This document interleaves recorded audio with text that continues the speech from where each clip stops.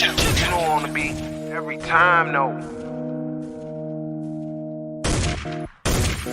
I would like to personally welcome you to Man Hour After Dark. Say that then. While I bring you the host, Mike, Buck, and Cone. You know who's coming to the stage. Sports talk than what you about to hear right here. I second that. Go.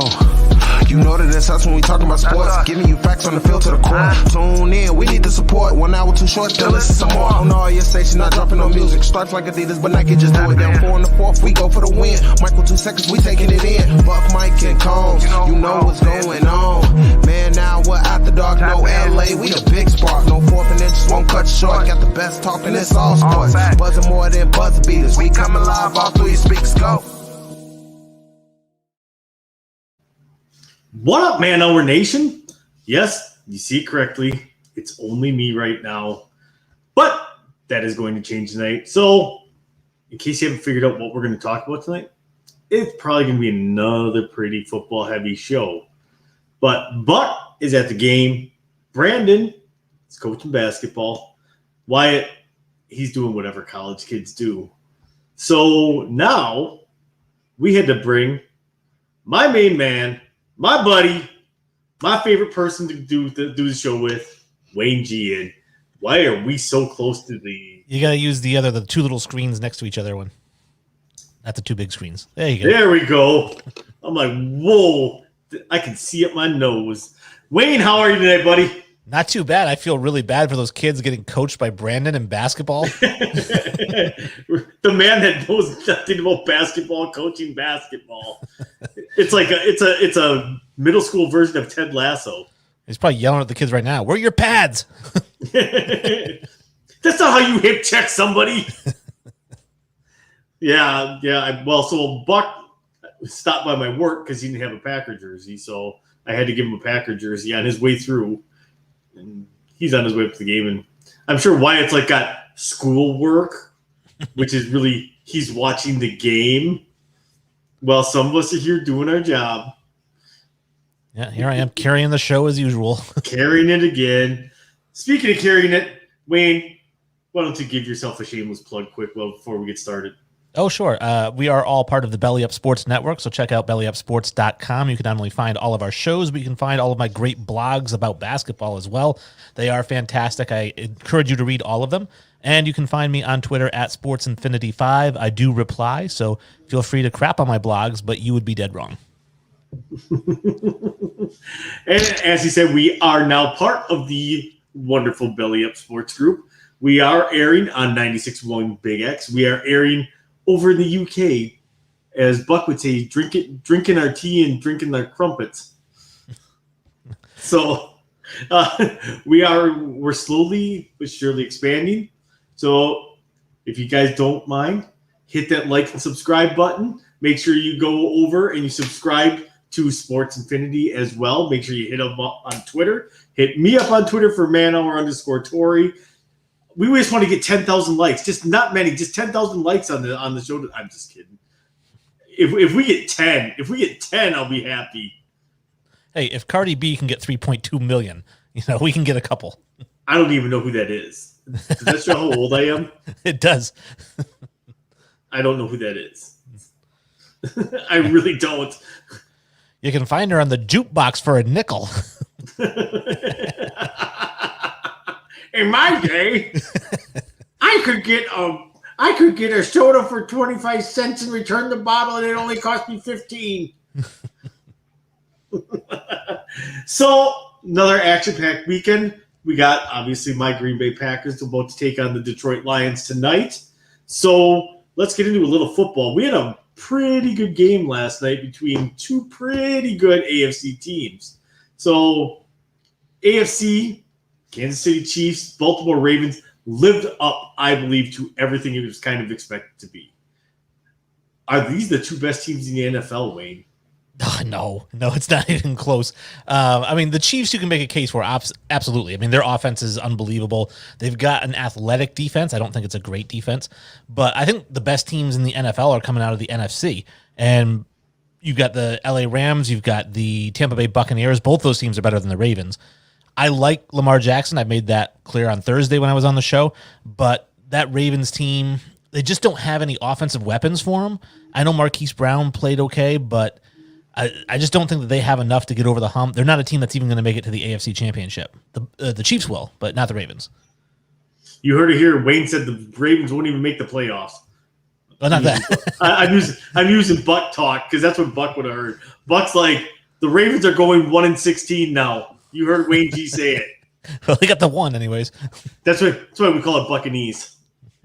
You just gotta learn to speak it. Yeah, and I agree. It's either not the two best teams in the NFL. The Buccaneers right now are so head and shoulders above people right now. It's not even funny. Like, it looks like they're toying with people. It's like, Oh, it's a close game. I guess we'll play now. I don't know how somebody can watch Tom Brady at the age of 44 go out there and throw for 379 yards and 5 touchdowns and not think he's the greatest of all time. That debate was over 10 years ago. Anybody that debates is an idiot. Like, as much as I hate Brady, you can't deny it. You can't deny greatness. And he's got it. He's done it all. There's probably going to be never another quarterback. The one thing that we got to witness, I think to end all debates, we literally got to witness the greatest of all-time quarterback play in the NFL. There is not going to be another quarterback that does that type of stuff in the NFL. So I never say never and I never say always, because there's always somebody who comes along that shatters the never. No one was ever going to break Lou Gehrig's record, and it's just, and it shouldn't have happened. And by all logic, it shouldn't have happened, but it did. And so I don't want to say there'll never be another Tom Brady, because, Mac Jones could win 10 Super Bowls the way he's playing right now. Come on now. He still looked like a rookie quarterback. Who he didn't look like was Zach Wilson, that's for sure. Ugh, Zach. I don't know any host on any sports show that thinks Zach Wilson's any good. Except for Buck and Brandon. Like, any good host. Yeah. Like, I have been banging that drum since the college football season ended. I'm like, he had one good year. There is not enough tape. They went way too high for him. And I actually got into it with a couple of Jets fans on Twitter because I was all over me with my Zach is trash talk. And I was all over it. And they're like, we're the greatest team ever. We got the best team. I said, time out. Whoa. I'm not saying you don't have a good young roster. I'm not saying you don't have Robert Saleh is not going to be a head coach. You're going to be a good team, but it's going to be with somebody other than Zach Wilson at the quarterback position. I don't even know then. I mean, I had just had this discussion on my show. I said, as much as, and I'm not as down on Zach Wilson as you are, because when you think about Joe Burrow only had one good year as well. There wasn't enough tape on him as well. But I think that Joe Burrow was legit, and I think he's actually better than Zach Wilson. But the point is that even if Zach Wilson is that kind of quarterback, you're on the Jets. You're in the same division as the Patriots and the Bills and the Dolphins, whose defense is stout, and they have a young Tua as long as he's not hurt. So you're looking at least 3 or 4 years before you can even get, third from last, and then or second from last, and then what? Then you re-sign Zach Wilson to a long-term deal, and then you guys finish in the bottom again for another 4 years, and it's not his fault. You're just the Jets. As I like to say, Jets, Jets suck. Well, that's accurate. I mean, what did Terrell Owens? If it looks like a rat, it smells like a rat, walks like a rat. I've always heard duck. He used rat. That's funny. I think he said rat. I'm pretty sure he said rat when he was referring to Garcia there, but which is, I don't know. That's a whole nother topic for another day about T.O. I mean, I think we could do an entire show on who is T.O. and does he deserve to be in the Hall. Oh man, I don't know if you saw it or if it's on tonight. I didn't get a chance to read through the rundown, but did you see? Is it Marcellus Wiley? Was it that had his top 10 players in NFL history, and he had Terrell Owens as the best receiver of all time? No. Yeah. No way. Yep. What is wrong? Although Marcellus is not the best sometimes. No. I mean, it's like having Booger McFarland calling games. He had Bruce Smith as the best defensive end of all time, and he had Junior Seau as the best linebacker of all time. The thing is Bruce Smith, at least there's a debate between him, Reggie, and Deacon Jones in my mind. I mean, I think it's Reggie head and shoulders. The way Reggie literally transformed the game because the guy had every move and could play every spot on the defensive line. Like I said, I would throw Deacon Jones in there too because we don't know how good Deacon Jones was because they didn't keep track of sacks then. Just like Wilt Chamberlain, they keep track of the steals and the blocks. Right. Ask Wyatt. So they kept track of cigarettes. How anybody can say Jerry Rice is not the greatest receiver of all time, I don't know. That's just asinine to me. So I've said it because I'm saying, obviously, from an accolade standpoint, you can't argue. It's got him and nobody else. But I'm looking at it from, you guys like to use the eye test. Megatron's the best receiver I've ever seen. I mean, he was just stuck in Detroit. If you put him on a better team, Let's the eye test. That's Brandon's thing that he goes to when he starts losing an argument. Well, that's why I differentiate the best I've ever seen and then the best, statistically. So. Right. Yeah. And for me, the best I've ever seen is Randy Moss. Like head and shoulders above everybody. But statistically, Rice is dominating. He's got everything that you look for. The man was 37, still putting up numbers for the Seahawks. Yeah, I think he had 2 catches after the age of 40. Yeah. That's just, it's unprecedented and it's ungodly what that man could do on a football field, even at his age. Even when he left the Niners and went to the Raiders, he put up another 3 or 4 good years. What's an interesting stat? I can't remember when I read this, but do you know in NFL history who has the most career receptions after the age of 40? The most career receptions after the age of 40.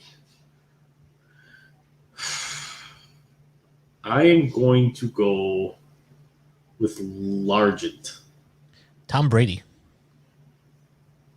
Really? Yep. Because receivers just don't play to 40. Yeah, this is true.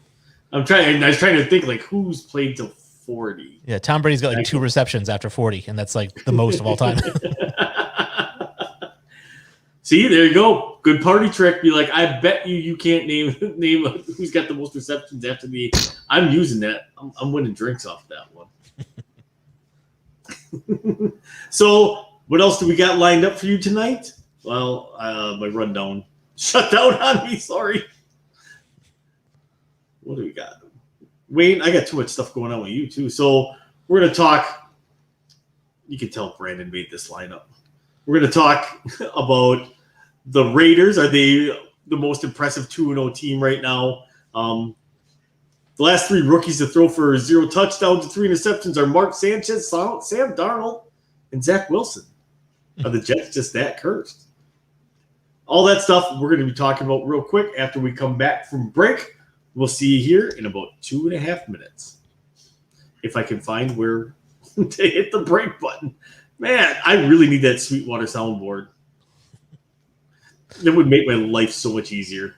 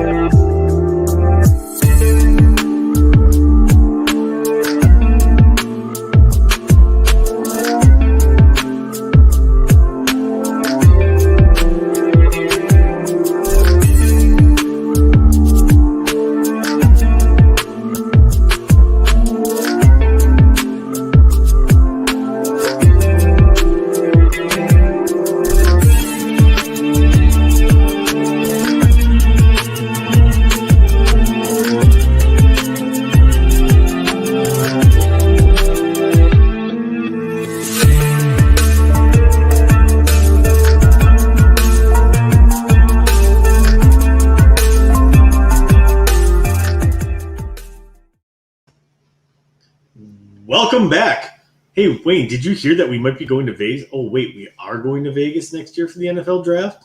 I did hear that. You guys are going to be there. You can boo Roger Goodell. Everybody. So, if you haven't heard, we've kind of been talking about it a little bit here and there, usually every show. We are going to Vegas. We are giving away to one lucky winner a trip to Vegas with us. So you will get airfare, hotel. We cannot guarantee your entry into the NFL draft because it is first come, first served basis, and you need to get there early. So if you're anything like me and Brandon, who will probably end up sitting at a poker table to about 5 a.m., guarantee we will oversleep. I mean, you can't send me to Vegas. You can't. I will gamble on who walks across the street first. So, which is the reason I don't go to casinos usually. So that's your game is poker. You're not a blackjack or craps guy. It's poker. I can play, but I really like playing blackjack. I really like playing craps, but I am. I feel I can control a game a little bit better when I'm playing poker. Like I've always had a natural instinct when it comes to that. I can honestly say I've never went into a casino and played poker and walked out with less money than I walked in it. I am a very good poker player, and one of the reasons I enjoy it so much, like you said, is because you have so much control over the outcome. And yes, there is some chance involved, but for the most part, if you play it right, you should never walk out of there with empty pockets.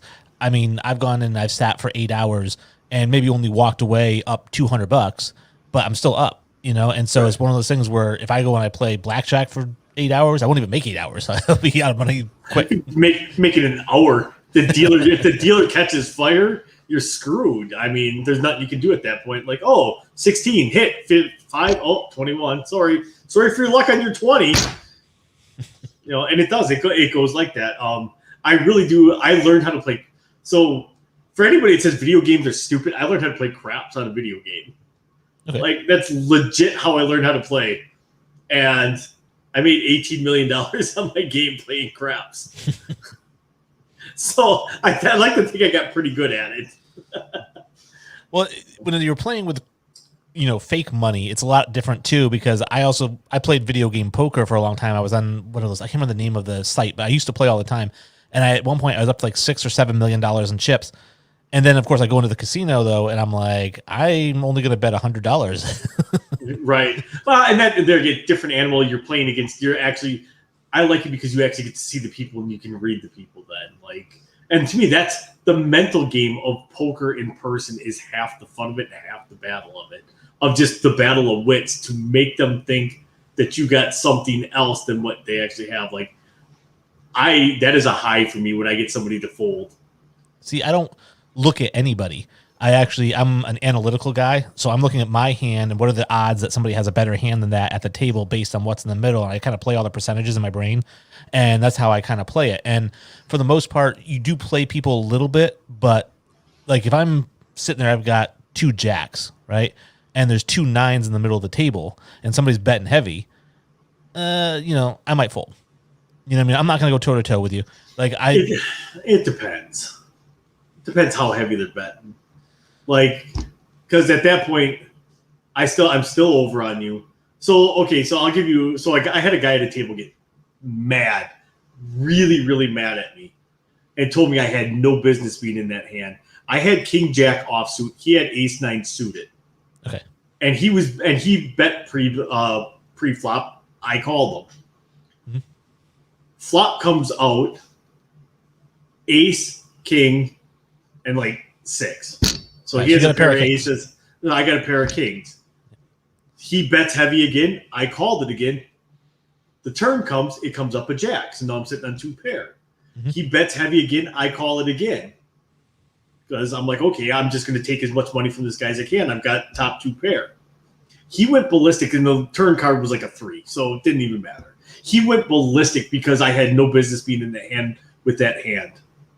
And I said, you had 1 over on me. One over. There's only 3 other cards in the deck that can beat me other than these cards that I have. You had 1 over. I had way more outs than you did going into this hand. The biggest pot I ever won, I didn't even know I won it. So, I stayed in until the end, and it was a giant pot too. And I throw down my cards, and I didn't really have much. I think I had 8-6 or something offsuit, but I had a straight. I didn't realize it because I wasn't really paying attention. And so when I put the cards down, I was like, oh, darn it. And then they pushed all the chips over to me. I was like, oh, okay. I've done that though too. Like people get mad at that too. You're like, oh crap, I won. Like, and they think you're being a jerk about it, but you're not. You're like, oh crap, I didn't even realize I won. Like, I didn't like because sometimes the hands don't register in your head. Like you're looking so hard at something else and you missed that completely. Like, I've done that before too, and people have gotten mad. I'm like, dude, an honest mistake. So how about this? Here's a question. My sister's a big time. My sister plays in like tournaments, like national tournaments and stuff. So my question for you is, and she said that she's a cool customer at the table. So her whole thing is that, if somebody says, all right, listen, I'm going to fold, will you show me what you got if I fold? Right? She'll say yes. You know what I mean? Like, because she doesn't play that whole, like, oh, no, it's a secret. She's like, yeah, I'll show you. Because if I don't have something that was better than yours, you can kick yourself, And if I do, then you say, okay, I feel better about folding, Yeah, but some of those people are really secretive. Like, nope, no, you can't see what I have. Like, I don't care.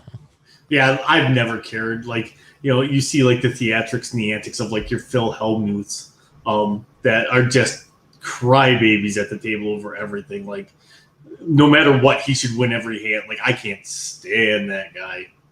I don't remember like remember the old penny poker sites? They pop when poker was really coming out. They used to have these sites called penny poker sites, and they would pop up everywhere. And you could win like, it was literally a penny to enter the tournament, and like you could win whatever. It was like $1 a tournament every time you'd win. And like people would just do it, just push all in on every hand, right? Because just to try to move on to the next table because it only cost them a penny, but you could buy into bigger and bigger and bigger and bigger tournaments, and then all of a sudden you could bankroll everything. And there was so many people. I think it was up to like $600 off of the $3 I invested into it. And then I think I lost it all because I started playing like $100 tournaments, and you can't play like nobody played loose at all. Like when it got to that level because they were like, and so you couldn't gamble as much as you really wanted to. Yeah, I did that. Except with the poker I used to play, it was, you would do a tournament every now and then. That'd be like $5 to get into it, and yeah, everyone played a lot different in the tournament, than they did like just when it's free money. Yeah, I don't know. I miss it. That's one thing. Like I used to run so many poker games back in the day out of a bar, and I'm like, God, if the cops ever came in here, we'd be shut down in about 10 seconds because our big thing was no cash on the table. It was always chips. Cash was always in the box. But I mean, I watched one guy take about $3,000 and we emptied the ATM that night. The one guy took $3,000 out and lost it in the cash game. Yeah, no, I'm good. I hate gambling. Hate it. I don't like gambling. I only like winning. That's it. I only play games I can win at. So, all right, let's get back on it. Now you guys just all got a free poker lesson. I mean, maybe we should make that. We should make a poker night on here. Everybody play poker. That'd be fun. I don't know. Then we'd have to teach Buck how to count and why it would be like, is this good? And Brandon just be like, screw you guys. He'd be your Phil Hellmuth. He'd just yell at everybody because he should have won every hand. That come to think of, that's what you remind me. You remind me of Chris Moneymaker. Oh, okay. Demeanor wise, like I have his book autographed by him. So here's a funny poker story. I played poker with some friends, and we were playing. And you would play all night, but you would play until somebody had all the chips, right? And then the game was over. Yeah. And so everybody put in a certain amount of money. And I remember my friend John, who I had nothing. I had 2-7 offsuit, whatever, right? And I was like, I'm betting 5,000. Or something, right? And he goes, all right, fold. So I'm like, all right, I take the chips, right? We didn't even get to the flop. So the next hand I get it, again, crappy hand, like 2-7 offsuit. I'm like, ugh. I'm like, I bet 5,000. So again, he folds, right? And then I take the chips. So then the next hand, I get a pair of kings, right? So again, I bet 5,000, and he goes, not this time, and he pushes all in. And I said, okay, I'll call. And I ended up winning the whole hand. But I told him, I was like, I was bluffing the first two hands because I didn't show him. I was like, I was bluffing the first two hands, and of course, the one you call me is I actually have a decent hand. It's usually the way it goes because like you always get those like the wannabe hustlers at the table that will do that type of crap, and then you're just like, let me catch a hand and catch you with your pants down. And karma likes to like bite you in the ass sometimes, and then they're like, oh look, I got ace king suited, and look, oh I hit a royal flush. Ah, you suck. Which I have dealt. I've dealt 2 royal flushes in my life. Never had one, but I dealt them. All right, so let's get back to a little bit of football talk. This is the dumbest comment ever because I don't know what you're going to say, but I have an idea what you might say. Are the Raiders the most impressive 2-0 team in the NFL right now? They are not. They are not the most impressive 2-0 team in the NFL. That's going to be the Tampa Bay Buccaneers. They are not the most impressive team in the AFC. That would be probably the team that they're in the same division with, and that's going to be the Broncos. Is more impressive that they're 2-0 because they were supposed to go 4-13 this year, and so they're already 2-0 and atop the division. My favorite 2-0 team is probably the Carolina Panthers. So the Carolina Panthers are only giving up 190 yards total per game. I mean, their defense is incredible right now, and Sam Darnold is showing what he can do when he's not on the Jets. So that's the most impressive 2-0 team probably. See, and that's like, I think, okay, the Buccaneers are doing their thing. The Buccaneers are going to be the Buccaneers. For me, and I will agree with you, and that's who I figured you would say is the Carolina Panthers. Carolina Panthers defense is everywhere right now. They are stomping on opponents. They made Jameis look like Jameis and made him do Jameis things. And, to me, they are the most – it's the offense nobody's going to talk about except for CMC. They're going to give nobody else – they have Robbie Anderson, they have DJ Moore. Obviously, they got CMC, and Darnold's starting to become the quarterback that they thought he could be. So CMC is going to get the headlines there, but I am more impressed with that roster overall, and I think they could be a serious thorn in people's side the rest of the way out. I said it last night. I said they potentially could be the second best team in the AFC South, or excuse me, in the NFC South. And obviously, Brandon called me nuts because he said that was the Saints. So, oh yeah, the Saints, they looked good last week. The whole thing with the Panthers is that they drafted really, really well. I mean, their defense was already good. They got J.C. Horn. I think they got Davion Nixon. Late, and Davion Nixon's a guy who probably could have been a first-round pick if he didn't have lousy senior year. So they just stacked up that defensive line, and then I thought Chuba Hubbard was a great signing to kind of offset CMC, who's been healthy. CMC's averaging 85 yards rushing and 77 receiving per game. So again, I don't see any weaknesses. It's 2 games into the season. We don't want to go too crazy, but for the first 2 games, I mean, the Panthers look really, really good.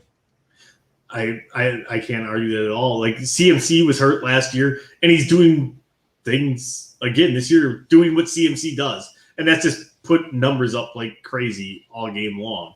And there's a reason the guy is still the number 1 overall pick in probably 99.9% of fantasy drafts. I'm sure there was some league where some homer was like, I'm a Giants fan, I'm taking Saquon.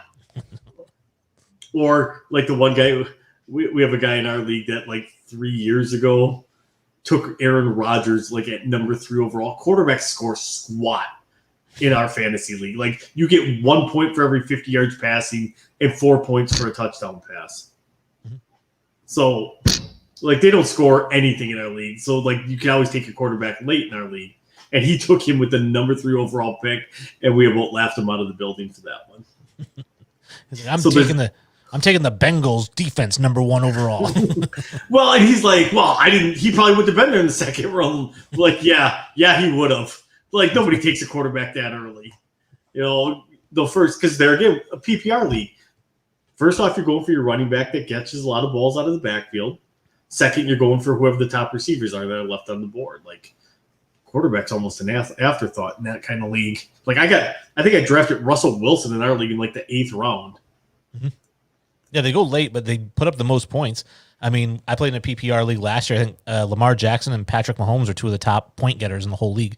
So Lamar I get, though, because tons of rushing touchdowns. So you could almost double up between passing and rushing with him, though. Like that I can get. But I think it's just the fact that, you only starting one quarterback and you're starting 2, possibly 3 running backs. So the depth goes very quick in the draft, which is why quarterbacks last so long. But really, the quarterback is usually your leading scorer. It's not in our league. Huh? Really? No. Well, it's like I said, because we only get 1 point. We get 1 point for every 50 yards passing versus 1 point for every 25. Like, we actually have a very low scoring league. And it's 1 point for every 25 yards receiving and 1 point per catch. 1 point for every 25 yards rushing. So, like for me, last year I had Devontae Adams and Stephon Diggs. Well, those two pretty much won me my league last year because they would catch 12. I get 12 points just off of them catching balls each every week. Right. All right. So now we're going to take our second quick break here because now I have it all queued up. So now I actually know what I'm doing. All right, cool. I don't ever know what I'm doing. I just kind of wing it. So when we come back from break, we're going to go over my favorite topic ever, Zach Wilson being trash. We'll be right back.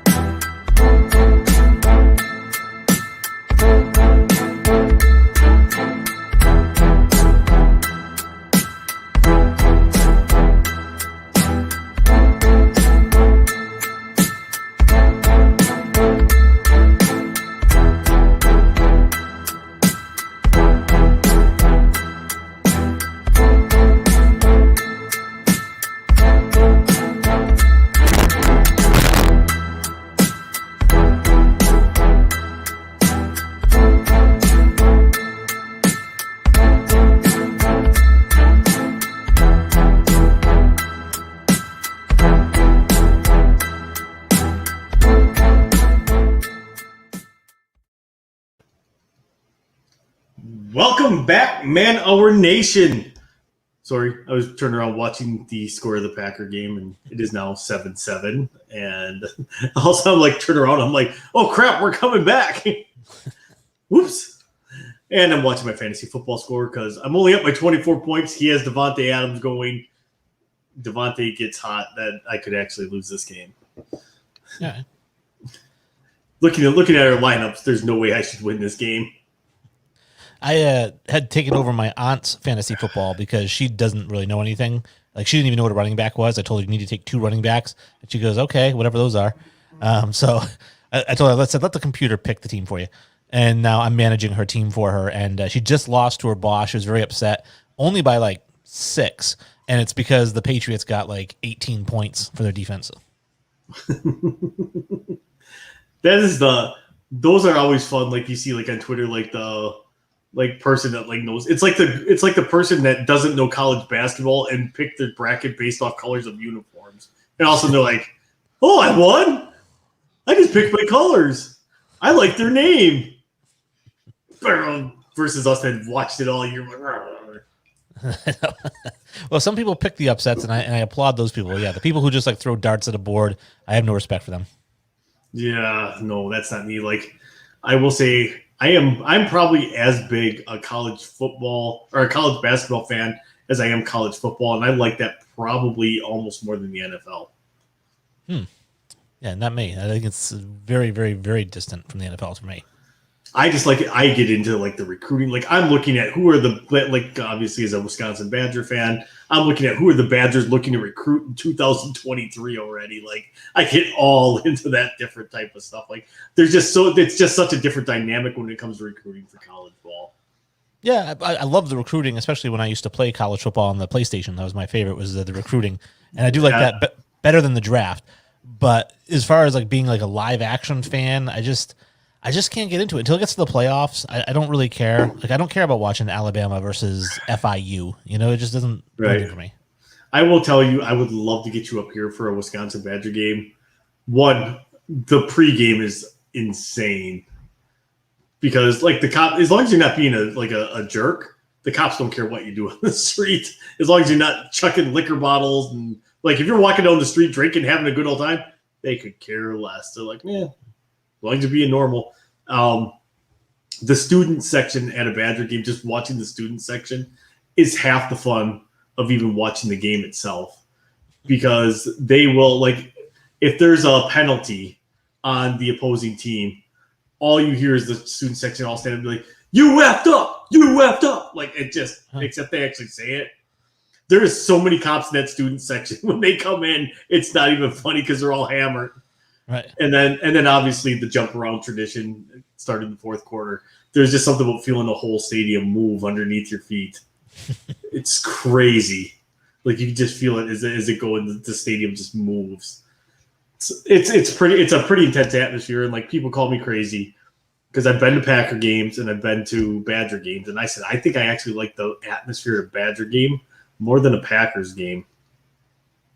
Yeah, see, I've never been to a college or pro football game. I've only been to high school, and it's one of those games that it sucks watching live. I feel like, I mean, obviously the live is part of the whole tailgating. There's a bunch that goes into it, but like for me, just like watching the game, it's like, okay, it's a bunch of people fell into another bunch of people, unless there's a big play. I mean, it's kind of true, but like, so my best friend's got season tickets, and we're in the end zone, like directly between like the goalposts. So to me, that's like the perfect seats. We're 53 rows up, and it looks like we're on the field. And to me, I love it because I get to watch all the plays develop. So Brett Favre's last pass as a Packer, I got to watch as he looked at the one guy that was triple covered in Donald Driver as Jennings was streaking down the other side of the field wide open. And Favre's like, Rook! And we're like, and game over. Yep. No, I love guys like Brett Favre and Josh Allen. Yeah, absolutely. So let's talk about my other favorite quarterback I love to talk about, Zach Wilson. So Zach Wilson becomes the third quarterback in New York Jets history to throw 0 touchdowns and 3 interceptions. In fact, the last 3 quarterbacks to do it are Jets quarterbacks in Sanchez, Darnold, and Zach Wilson.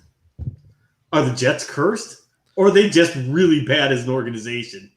Well, they're an incredibly bad organization. Even to the fact that Sam Darnold, who I think is an extraordinarily gifted passer, I mean, he throws on the run as good as anybody, including Mahomes. I think Darnold throws on the run as good as Mahomes throws on the run. And he can throw from a lot of different arm angles, but you stick him in New York for 3 years, he almost ruined his career. Now you look at what he's doing in Carolina. The guy averages 280 yards passing per game and 70% completion. You need to give him an offensive coordinator, somebody like Matt Rule over there in Carolina knows what he's doing. Adam Gase, not so much. As far as Zach Wilson, I know you got a lot of hate for him, and I just want to tell people that, I had messaged you off the air, I think Sunday, because you were talking about it, and I said, well, to be fair, his left tackle's out, they couldn't get the running game going, and he was playing against the number 1 defense in the NFL, whose head coach also eats up rookie quarterbacks, and you said, shut up, Wayne. No, that's not what I said. What did I say? I said, stop rating on my Zach Wilson hating parade. Yeah, don't bring logic over here. I don't want to hear none of that. He sucks. So but it's like I said, I've said it since pre-draft. After when the Zach Wilson hype train started, I said, really? Like I see the arm strength. Okay, I get that, but I don't see a lot of intangibles with this kid. I don't. To me, and right now, and there again, part of it's being a rookie, that the game is too big for him right now. The speed is too fast. Like everybody jumped on the Zach Wilson's going to be amazing train during the preseason when they crowned him the preseason MVP, and now teams are actually playing full speed with their starters. And like you said, he is missing. He's missing Mekhi Becton. Huge loss right there. They're starting Michael Carter, another rookie running back, and they have a young roster. It's going to be a good roster. I just think it'll be better once he's out of town. Maybe. I doubt it'll be better, but they'll probably have another new rookie quarterback in there that they can just trash on. But I think the problem with Zach Wilson, like you said, when I watched him play and looking at his college career, it's not even just that he had one good year. Because like I said, Joe Burrow had one good year, but he turned out to be pretty good. It's more the fact that he didn't play in a pro-style offense, and he didn't play against any NFL caliber players. So unlike guys like Trevor Lawrence, who played in a pro-style offense against NFL caliber players, and unlike guys like Mac Jones, who played in the SEC, he was playing against Boise Tech and like Idaho, and who else is in the Mountain West there with BYU? He was playing against a bunch of scrubs, and people talked about well, yeah, but the thing that's crazy about him is the deeper he throws it, the more accurate he becomes. And I'm like, well, because he's playing against a bunch of junk. Put him up against Alabama and see how he does. Right. Yeah, he played. I don't even know is it called the Mountain West now? It's not the Western Athletic Conference anymore. Right. Pretty soon they're going to be part of the Pac-12. So I think the Pac-12 extended the Big 12. The Big 12 extended BYU an invite. Well, it's because everybody's leaving to go to the SEC. Right. Pretty soon you are going to have three conferences. You are going to have the Big 10, the SEC, and the Pac-12, and that's going to be it. Where's Notre Dame? I think I take it back. The ACC will survive too. Yeah, you'll have Notre Dame there. Clemson, although I had read somewhere Clemson might go to the SEC. There again, why? It's more money for the school. I just don't get it. It's like Texas, still thinking that they're a good team, and we're gonna go to the SEC. You just got your asses handed to you by Arkansas, who is a beating doll of the SEC, and you lost to them, and you think you're going to be good in the SEC? Good luck. Well, I think that in Texas's case, maybe it helps recruiting, because now instead of saying, well, we're playing against, Texas A&M and we're playing against, who cares? You can say, I'm playing against Alabama this year. If you come and play for Texas, you're going to play against Alabama. You can always go to Alabama, but you're going to sit for 2 years before you get a chance to play against us. Yeah. I don't know. My thing is I think it was a terrible choice for Texas and Oklahoma. Oklahoma is a perennial playoff team right now. They're going to go to the SEC and become Texas A&M. They're going to be good, but they're not going to – I don't think they're a college playoff contender every year. And pretty soon, what are they going to do, bust into 4 divisions there? Have a semifinal game and then a championship game? That sounds pretty cool to me. Although you're going to go to an 8-team playoff, so, who cares? Right. Technically your playoffs just start earlier then, because if you go to the 18 playoff and you figure you have a semi-final game and then you have a championship game, technically your playoffs start in that semifinal game, because chances are if you win your conference, you're probably going to the playoff. Oh, especially the SEC if you win the conference. Absolutely. Even if you had a mini playoff like that, the thing that'd be really weird is seeing a team that loses in the semifinal but still makes the 8-team playoff because they were 8-1 or something like that. Which would cause a whole different, guaranteed, if that's a Bama, guaranteed Bama's undefeated. They lose, they could get knocked out by 35 points and they'd still make the playoff. Oh yeah. I don't know. I like it. I think it's good. I think it's good for college football, but I don't think it's good for college football. All the same thing, because now all you're doing right now is you're using mid-major teams as farm teams for your power conferences. That's it. Well, and then you're kind of turning who those can pick up? mid-majors into powerhouses, though. So eventually, when they leave and they go back to wherever, then they're going to be superstar teams. I don't know. I think that teams like Texas, I think the SEC is going to be good for Texas. I would actually like to see some of the SEC teams bolt to become better teams in a weaker conference, like maybe see Auburn go to the ACC. I would love to see something like that. Although I don't think they ever will because, like I was saying, the SEC makes a boatload of cash, and so Right. nobody's leaving there willingly. Well, and the thing is like SEC, that is football land. That is football territory.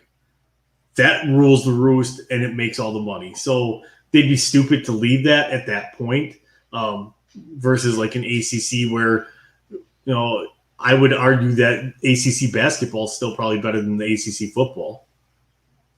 Oh yeah, that's not even close to an argument. Yeah, Duke and North Carolina alone versus the Duke and North Carolina football programs. Right. Clemson can be great at football, but they're garbage for a basketball program. Well, I don't even know what they finished last year, but it just to me, there's no comparison there. Again, that's what the other part you have to take in is what are the other athletics? I want to know what the hell the Big Ten's going to do. What are we going to start pillaging more people? Like for me, the ones that make sense right now to try to pillage while the iron's hot is Iowa State and Kansas. Okay. I mean, you're not bringing Kansas to your conference for football reasons, obviously, because their football program's terrible. But basketball-wise, that really solidifies the Big Ten as the best basketball conference. Yeah, with Ohio State and Michigan and all those schools, I guess. But it's funny, whenever they talk about conference realignments, I only think in terms of football. I don't even think about the other sports. See, I'll go through and okay, what other programs do they have? What's their volleyball program look like? I'm just a college sports fan in general, just because for me, they're not getting, I can't say anymore. They're not getting paid. They play defense. Well, now they're all getting paid. Right. Well, because if you look at it in terms of, basketball as well, I mean, Oklahoma could be the best team in the SEC. Basketball-wise? Yeah. I mean, who else you got? Alabama. Florida sometimes has a good team. Florida's generally pretty good. Texas is not really that great, even though I love Shaka Smart. Smart's not there. Where did Shaka Smart go? Shaka Smart bowled it from Marquette University, right where I live. I didn't know that. Yeah, a couple months ago, because I said, I thought I came up with a great overlay for that one. I said, "Is this a Shaka Smart move to Marquette?" I thought it was a pretty good play on words. Yeah, it's like a weak newspaper headline. That's what it was meant to be, though. I know. I hate those. I hate those play on words. That's me. I like to do that. At least it's it's still better than some of the stuff Buck talks about. Yeah, Marcus, not so smart, runs up into the stands. All right. So now, sorry, I was checking my fantasy football scores. I'm still up. So now, let's get on to Tua. 2 weeks after rib injury, they're talking 6 to 8 weeks for Tua to be out. Did they finally pull the trigger on the Deshaun trade? Nope. Because they've been linked to him from day one. Yeah, and their season's over without Tua. I mean, it's done because Jacoby Brissett's going to carry them. They're done.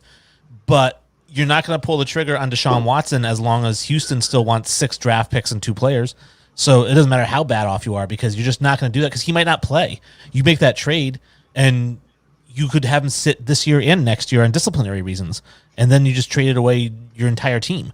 So I think that if Houston comes down on the asking price, because there was rumors that Miami was offering 3 first-round picks, which is pretty big still. Right. But they were offering 3 first-round picks, and Houston said no. If Houston comes down to 3, I think they pull the trigger. But as long as Houston is continuing to ask for the moon, I think Miami would rather finish, 4-13 and get one of these quarterbacks coming in the draft. So would you say it's the moon over Miami? No. Yeah, I agree. I don't think they pull the trigger, especially because they would probably want Tua in return, allegedly. Why would you draft Davis Mills if you wanted to get Tua? If you thought Davis Mills was going to be your future this year, but I agree. The price tag's way too high. And Miami offered 3 firsts, and they asked for like 4 or 5 players with it. Like they wanted Xavier Howard, who's one of the best corners in the league, who at the time was unhappy with the team. And they were asking like for everybody. Like basically, I think they asked for Devontae Parker. They asked for one of the linemen. They asked for somebody else. It was like, no, I'm not going to trade away like a quarter of my starters just to make you happy. Right. I want to bring in somebody who's going to help us get to a Super Bowl, not bring in somebody and then have to rebuild around them.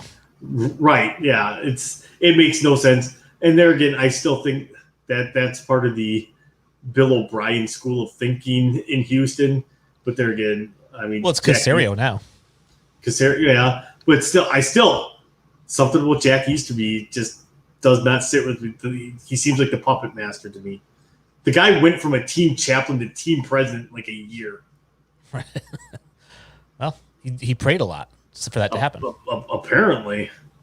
So I am not expecting them to pull the trade. And there again, the NFL is not a big trade league anyways, because at this point you don't know the systems. It's a completely different offense or a defense, whatever. You'd have to learn. It's not like you could trade like a kicker or a punter that could just go out there and do their job. There's nothing to learn there. They already know how to do that. So I don't think you see an in-season trade for Deshaun. Nobody's going to bite at that price tag, and they'll wait for the tag to come down. Now, that's all assuming that things are continuing to go as they're going. If tomorrow morning report comes out, Deshaun Watson cleared of all charges dropped, then it's a different conversation. It's still a lot to give up for a player. I mean, yeah, but at least you know he's going to play right away, and you're not going to lose him. Right. Yeah, I would agree with that, but still, I don't think any NFL team. I mean, maybe the Raiders. The Raiders would probably do something that stupid. Why would the Raiders get rid of Derek Carr? Because it's the Raiders. You're throwing for 400 yards a game? We'd rather get this other guy. But we can have Deshaun. And I mean, yeah, you were on when we were talking about that, how basically we all said Carr's underrated as a quarterback, and for whatever reason, his name's the first one to always come up in trade debates. I've been saying that for 3 years, and people laugh at me. I'm like, Derek Carr is a 70% completion, 4,000 yard per season guy every year. And yet every year people are like, Derek Carr is trash. I'm like, no, he's just on a trash team. Like, I understand he went 8-8 last year, but he put up like Pro Bowl numbers. Yeah. And didn't even make the Pro Bowl because maybe he did. Probably, well, I think he actually made it as an alternate and then got called in because, like, well, I don't know. They were stacked in the AFC for quarterbacks. Although, how big of a full circle is Derek Carr going to the Texans? I just feel bad for him. I just want to cry then. Do you think David would go with him? I don't know. But I know that they completely torpedoed his career. Right. I'm pretty sure David would just get PTSD if he was like, I'm not going to a game in Houston. Like, and that's where, like, I mean, you've heard it before, like where Brandon and I get into it. Like, you got to play a young quarterback. I'm like, look at what happened to Derek Carr with no offensive line. 89 times. 89 times you got sacked in a season. That is ridiculous. Yeah, it gives the guy time to throw. Because otherwise what happens is he starts to rush his passes. He never learns how to go through his progressions. And then you're like, oh, this guy was a bust. Well, you ruined his career. Like, you never really gave him a chance to succeed. Yeah, 100% on that one. Like, there again, and he left Houston and went on to have like a 10-year career. You know, he was just as a backup, but I'm sure I'd be too after I got hit that many times. I'd be gun-shy stepping onto the field. And I think people who are too young don't realize, because I watched David Carr. I watched him play, you know, from his rookie year on. He could really throw the football. He had a great arm. It just couldn't stay upright. And due to no fault of his own at that point, that man ran for his life every single time he dropped back. All right. So now, now we're going to go on BC's team, the Bears. Ugh. I don't know. Do they need to make a head coaching change in season by week 4 for them to be relevant? No, nothing they do is going to make them relevant. just ride it out. I mean, this is his last season. Let him ride out the season and then just fire him at the end of the season. You're not going to make the playoffs anyways. And I think what they really need is they need Andy Dalton to get healthy quick because Justin Fields is not the answer. He should not be coming in right away. So you don't agree with BC's theory of let him play, let him play. My thing is you let him play yesterday and look what happened. Well, and I'm not going to throw that as a knock against him, but the reality of the situation is, and I had this conversation with Brandon as well. I said, Justin Fields, unlike Trevor Lawrence, unlike Mac Jones, is not ready to start right now on any team in the league. He has been in a system where he's allowed to throw to his first option 90% of the time. He needs to learn how to read an NFL defense, to learn NFL offense and the nuances and the checkdowns, and he needs a full year of that. Andy Dalton was the perfect guy to sit behind because Andy Dalton does that. And then you put him in there now, you could end up in that David Carr situation because, yes, I think Justin Fields has enormous talent. I think he was the second best quarterback in the draft in terms of potential. But you can't put him in this soon or what you're going to run the risk of. Again, it's him making lots of bad decisions, then getting down on himself, second-guessing himself, not making throws that he should make because the last time he made that throw, he threw an interception. And the next thing you know, you've got a quarterback who's not even good enough to be a backup. Right. Which is everything I've said to Brandon, and he is adamant that, I'm like, Justin Fields is going to be an amazing quarterback, but he needs to sit. He needs to learn. And he called us great. He's like, what? He's going to sit behind Andy Dalton? Yeah, Andy Dalton knows how to read a defense. Andy Dalton may not be the quarterback he was, but he still goes through his progressions. He can, and he's a perfect mentor. He realizes at this point in his career, he is a mentor, and he's not meant to be the top guy. That's not what he's there for at this point. If he's not mentally tough enough to handle a loss, he shouldn't be in the NFL.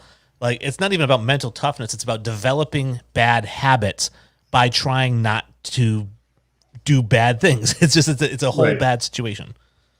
No, I liken it to learning the NFL is like learning to play golf. Never follow up a bad shot with the hero shot because that's what everybody that learns golf tries to do. I didn't hit it good this time. I'm going to swing out of my shoes at this next one. Never ends well. And never take advice from your playing partner unless he's shooting in the 60s. Right. I will agree with that too. I mean, so I definitely, for 18 maybe I'm there, but I'm just kidding. I think my best round ever was like a 71. No, it's crazy because I've been playing golf for God knows how long. And every time you play with somebody's got some advice like, oh, what if you kept this a little bit straighter? I'm like, listen, buddy, I just watched you shank 3 shots in a row. Why don't you give your advice to the people on the next hole? So our fantasy football, we always do a golf outing before our draft. And I have not got, this was the first time I got to get out and play this year. It was the first time my best friend got to go out and play in 2 years. And then we had 2 people that were literally teaching how to play golf on the course. Mm-hmm. And then people wanted to play for money. And I'm like, no, this isn't fair. Literally, I was lining up the one guy, lining him up, telling him, okay, relax this. This is what you do. Stop picking up stop peeking. Stop peeking. Stop peeking. Why am I stop peeking? I think I beat that one into his head. I mean, he was a baseball player. He's got the baseball swing that, as you know, is a completely different swing than the golf swing. You can't be picking up that front foot. Oh, I will say that Ken Griffey Jr. hit some bombs off the tee. I mean, so did Happy Gilmore, but yeah. Here's something you can't learn in the driving range. Where would you put that? No, because you and I always like our sports movies. Where would you put Happy Gilmore in sports movies? Oh my goodness! I mean, it's not going to be really high because as much as I like it, it's not going to compete with more serious movies like The Natural or Bull Durham, even which is kind of a comedy, or Any Given Sunday and those types of. It's going to be way down the list. And even for golf movies, I would rate it behind Tin Cup. I would rate it behind even, The Greatest Game Ever Played is an underrated golf movie. So, better than Baker Vance, though. I like Bagger Vance. See, I was not a huge fan of Baker Vance. Yeah, I don't know. It's not I mean, are you really going to say that Happy Gilmore is a better acted and written and directed movie than The Legend of Bagger Vance, though? I mean, it's entertaining, but yeah, I'd probably put below 50. It'd probably be below 50. Yeah. I mean, slapstick comedy wise, it's hilarious. But as far as sports movie, it would be pretty low on my list. I would say maybe top 25 for me. Very high rewatchability. Yes. But in terms of like, if I'm grading it based on, I'm putting on my black beret and turtleneck and grading it based on cinematic everything, then it's probably going to be very low. Do you do that often, Wayne? Do you put the black beret on? Yeah, only when I watch Quentin Tarantino bullcrap. Got the like the smoke holder. I don't even know what the hell those things are called. They would put their smoke in. I don't know either. I've never smoked a damn out. Got your circle glasses on. Like the cinematography in this movie is so awful. Yeah. Oh, those costumes are from the 1870s, not the 1880s. Oh, they're fooling. I feel like I'm watching a kindergarten production. And with that, we are going to our next break. We will see you back here in 2 minutes.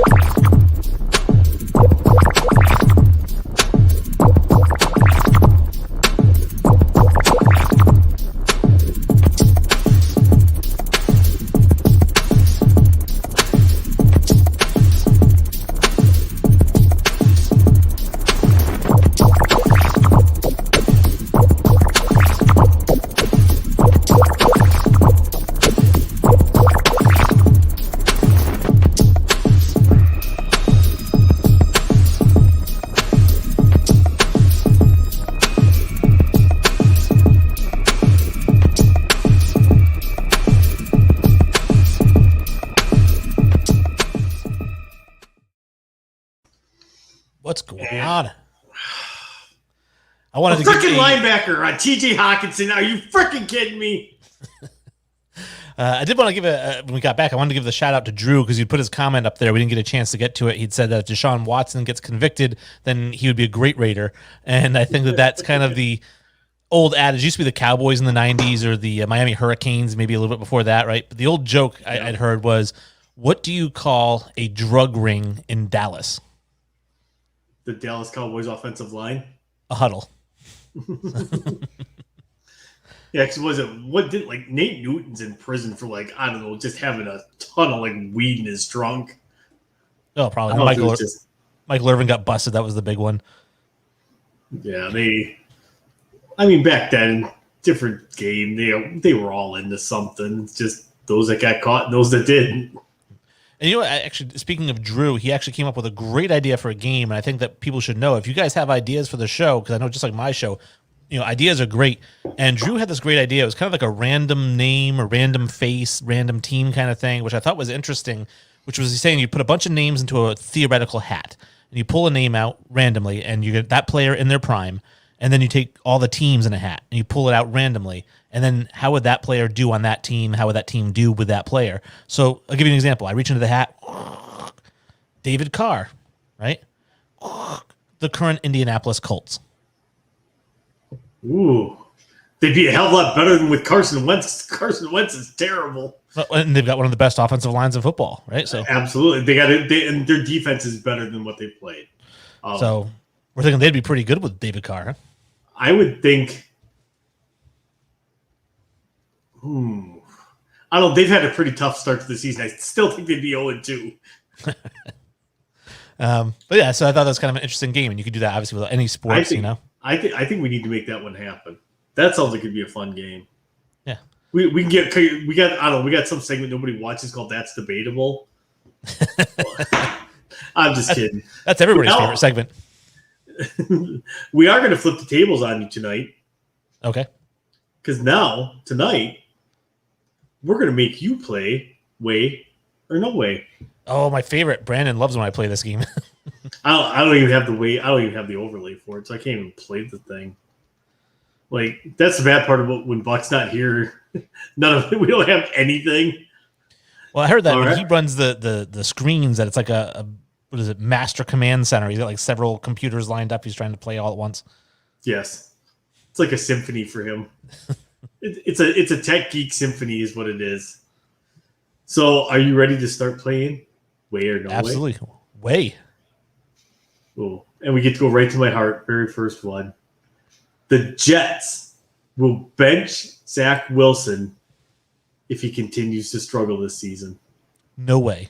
He is the future of the team. He's the future of that franchise. They're not setting him on the bench no matter how bad he does. They're going to let him take his lumps. They're going to let him learn from it. He's a cocky, arrogant kid. It's not going to get to him. He's not somebody who's going to hang his head. So, and what's the ultimate goal anyways? No, we're going to go 2-15 anyways. We'd rather go 2-15 with this guy who's never going to play for us again. No, you want to go 2-15 with your rookie who's going to be the starter for you next year. I gotta go no way on that one as well. They're gonna ride it out with him. They're gonna see what they got. My thing is, and they're getting one of my other knocks on him. There's literally the kid doesn't play with fire or passion in my eyes, because if he fails, what does he do? He goes back to his trust fund that daddy's got at JetBlue. So, like, I don't know. Part of me that bugs me that it just looks, if you watch him play, there's no fire or no passion in him. It's just like it's like he's like, well, I got a job because dad told me I had to get a job. Like, that's what it reminds me of. Kind of like Barry Bonds. Right. Except then he figured out what roids were, and then he's like, I'm the greatest ever. Yeah. Oh, I'm just saying, or if you're talking about rich kids that went to BYU, how about Steve Young? How did it play out for him? Yeah, but you could see he played with flair and he played with passion. He wanted to win. He's a guy who went 0-12 or something like that with the Buccaneers. Yeah, with the Buccaneers, yeah. So maybe Zach Wilson just needs to go to the 49ers. There again, could be. He might pull a Sam Darnold like 3 years from now, get traded, be like, you're terrible. Next thing you know, he's a Pro Bowl quarterback for like the next 10 years. Although, full disclosure, I am kind of playing devil's advocate because Sam Darnold is a much more talented passer than Zach Wilson. Yeah. Well, and he played at a big-time program. He got professional coaching. Like, I don't even think you can compare the two just because of the way those programs are run. Yeah. I mean, I compare them just because of how the Jets are still run the same way they were when Darnold was there. So the Jets are still run the same way when Ken O'Brien was there. Which 90% of our people probably don't even know who Ken O'Brien is. They were run the same way when Joe Namath was there. Broadway Joe, when they traded him to the Rams. All right, so our second way or no way. If Jacob Eason plays well while Wentz is out, Carson Wentz will never start another game in the NFL. Oh, no way. No. So I thought you were going to say that he would be not starting another game for the Colts, which is kind of way because it would really depend on how good Jacob Eason actually plays. He can't just play okay because they invested a lot of capital in getting Carson Wentz there.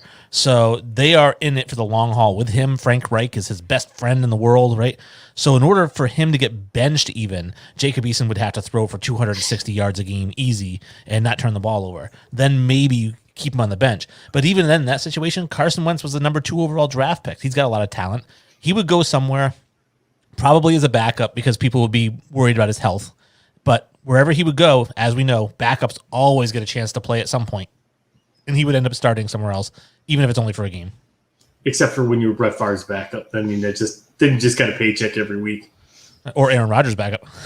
Well, he's missed a couple of games though, so he's missed most of the season and stuff like that. So, but like I don't know, way back in the day, they did a thing on Fox Sports, like at that time, ironically enough, Doug Peterson was the backup quarterback for the Packers, and I remember they were talking to Aikman, and Aikman's like, Doug Peterson's the greatest quarterback in NFL history. Nobody's ever even heard of him because Favre won't let him play.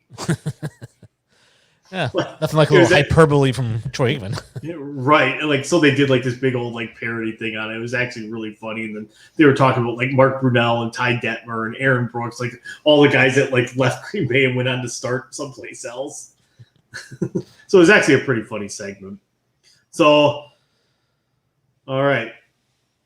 Now our third one. This one should be near and dear to your heart as well. Okay. The Yankees are the most disappointing team in baseball this year. See, I'm not a big baseball guy. I don't want to say near and dear to my heart. I don't really follow baseball that much.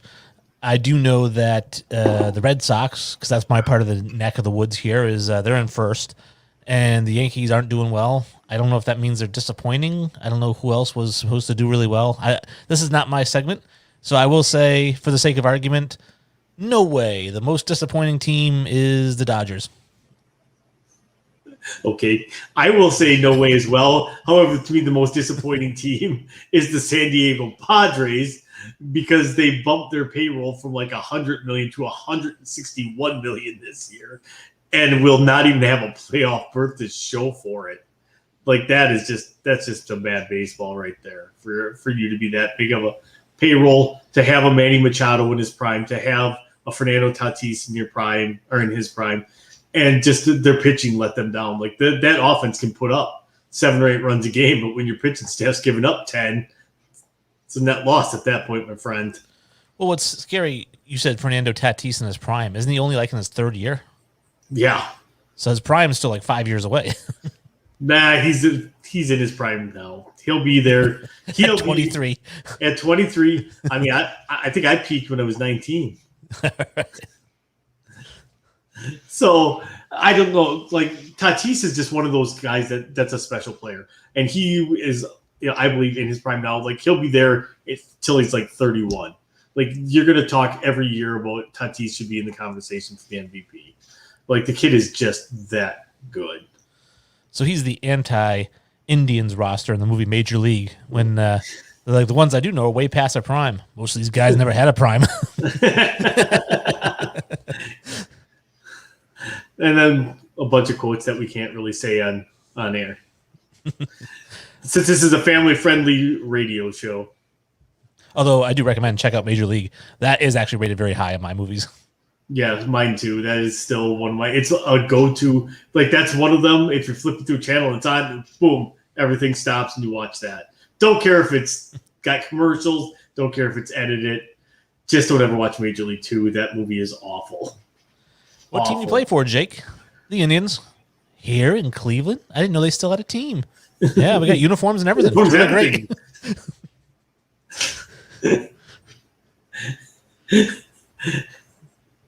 Oh, that movie is just amazing.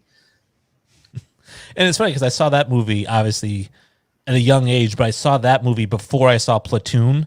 So it was weird to see Tom Berenger go from lovable Jake Taylor to Platoon.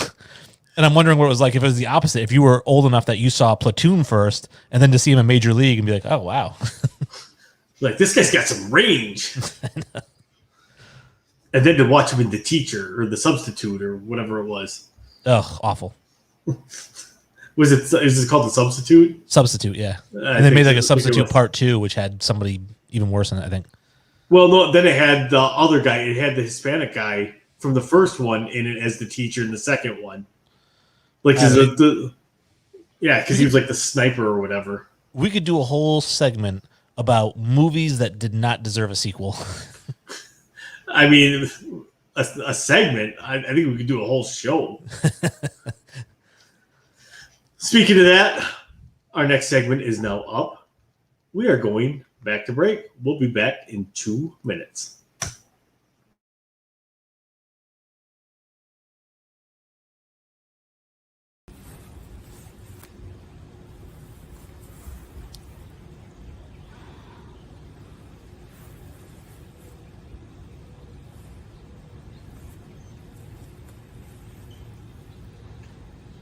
manhourradio.com.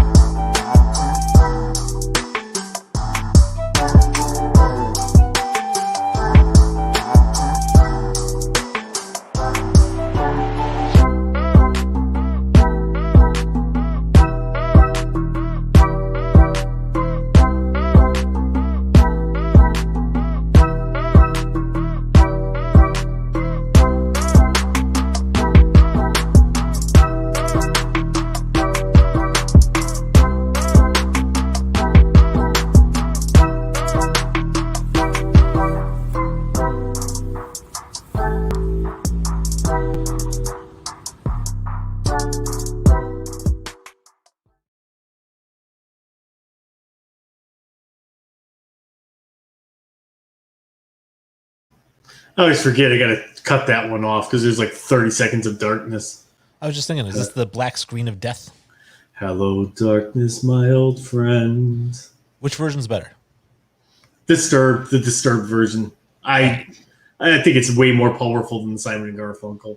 Yeah, I mean, obviously the lyrics are the same, but I just feel like the delivery, when I heard the Disturbed version, I said, this is how it was supposed to be sung in the first place. Absolutely. They tried to make it like way too folklory. Well, that's what they did. I mean, it sounded like Simon and Garfunkel. Right. Yeah. But like to me, when Disturbed redid it, it brought the darkness out in the song. Yeah, I definitely feel that as well. Like it was the first time I heard it, it was very like, I don't know, I feel it, like I can feel it in my skin. I don't know, like it was weird.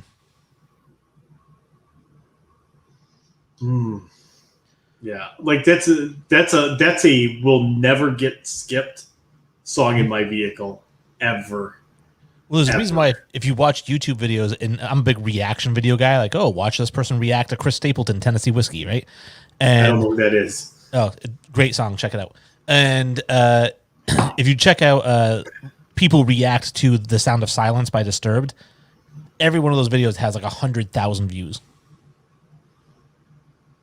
And it's just people reacting to it. Yeah. Right. I watched, I don't know, it's FBE. I don't even know what it stands for, but I watch them. Usually they do a lot of reaction videos and stuff like that. So they will go from like kids all the way to like elderly adults. So it's now he's trying to mix everything up. I'm giving you that homework though. I'm going to message it to you after the show. Is Tennessee Whiskey by Chris Stapleton. It's country. I will not listen to it. It's blues. And by the way, we already talked about how you do like country, you just don't know it yet. And you said you were going to keep an open mind about it. So no, I did. No. I never said that because I hate country that much. No, because you only hate the country songs that you've heard. You haven't heard them all. So Tennessee Whiskey, Chris Stapleton. Any music genre that makes a song about their tractor being sexy, they're already out in my book. Well, This song is not about that. So it is a really, really good song. I recommend it. I'm telling you, especially when I watch like the reaction videos of it, they're like, oh, hip hop fans listen to Tennessee Whiskey for the first time. And they shut it off like halfway through and they go, are you kidding me? Like, is this for real? Like, the guy's voice is unbelievable. Isn't it? He's from Wisconsin, I think. Is he? Wasn't he on like one of those singing shows? No, I don't think so. What are they called? Not The Voice. What's the other one? Oh, America's Got Talent? No. American Idol? Yes. Okay. He was on I there. think A guy country from Wisconsin was on there. Yeah, there's a country guy on there. I can't remember his name. I don't know. There's a bunch. They've had a bunch of country people, but nobody I've really liked. But I'm telling you, Chris Stapleton, I think you'd like it. So that's. I haven't recommended any songs to you since we had our discussion. So this is the first one I'm recommending. Because I shut it down and I said no. No. I explained it to you very clearly that you just haven't heard the right song, and I wouldn't recommend something because I know how dead set you are. I wouldn't recommend something unless I thought you'd like it. You're gonna like the song. If it ain't loud and it ain't heavy, it ain't worth listening to. Well, you don't like bluesy type stuff? Actually, I do like blues. So okay, you're gonna love this. I will give it. The only form besides country I probably don't like is probably polka. I've never really given it a shot. I would keep it in mind, but no, it's just awful. Ever since I heard John Candy and Home Alone go polka, polka, polka, I was like, all right, I'll listen to John Candy sing. So the thing is I'm in Wisconsin. We are a very, very German state, and polka is like it's like a must-do thing. Like, oh, your wedding, you have to play polka. Like it is, and it drives me insane. But people in Wisconsin also think that camouflage is appropriate to wear to a wedding as dress-up attire too. So. Yeah, she's like, oh, so you guys are big in Chicago? Sheboygan, very big in Sheboygan. Sheboygan. What is the name of his band? Oh, I haven't seen that movie in probably 15 years. I give up. The Kenosha Kickers. Yes. Which, that's only like 20 miles from me. Buck, that's where Buck and his wife are staying the night after the game in Sheboygan. Nice. So, they are now connected to Home Alone forever. Yeah, they are. Somehow. I guess 6 degrees of Home Alone. Right. We'll have to ask him if he checked out the Kenosha Kickers while he was in Sheboygan. R.I.P. John Candy. Still one of the best. A freaking legend right there. John Candy or Chris Farley? Who do you got? Oh, I got to go with Candy because he has the longevity versus Farley. But if Farley would have had the same longevity that Candy did, I think Farley may have outdone him. Pure improv-wise, Farley had him outclassed.